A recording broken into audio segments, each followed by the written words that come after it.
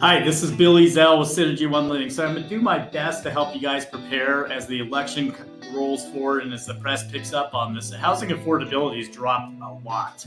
So the first step is median income, household median income versus what you need to qualify for a mortgage. And this is according to Fred, which is part of the Fed. So we dropped from an affordability of 148.2% in May of 21 down to 102.4 in May of 22. And you can look this up on the internet. So what's the component of this affordability? One is the spiking housing, right? And number two is the spiking rates. So a couple things that are working for us right now to improve that number. Number one is the highest rate, according to the Freddie Mac weekly survey, was on June 23rd. So we've actually come down from that. So unless the Inflation Reduction Act passes and adds more long-term inflation, I think we already saw the high rate on long-term mortgages. So that part of that number will come down, and wages are also up, so it's going to help make it more affordable, if that makes sense. So we should see median income going up, as you hear on the news that wages are up, so that should help that number. Number two is we're seeing a slowdown on the appreciation rates.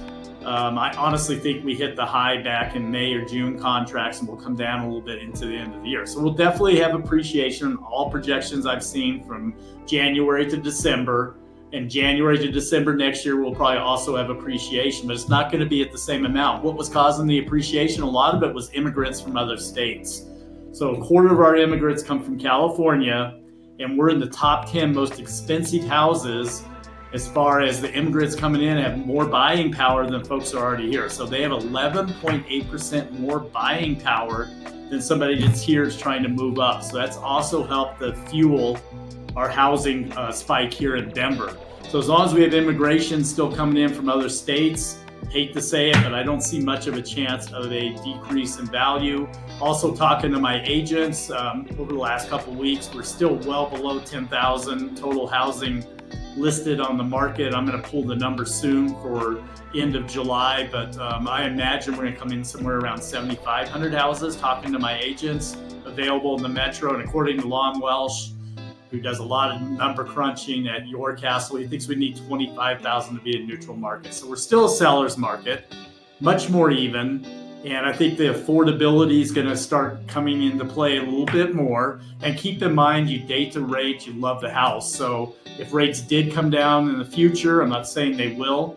We'll have to see what the future holds, but you could refinance to drop the rate to make it more affordable, which would help your individual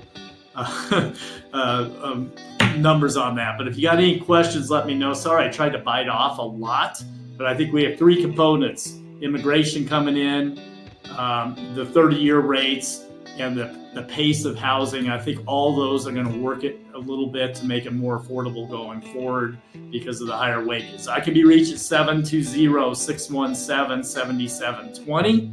And we'll talk about ways to help mortgages to fight those guys coming in from out of state, from my folks who are here, on a future video.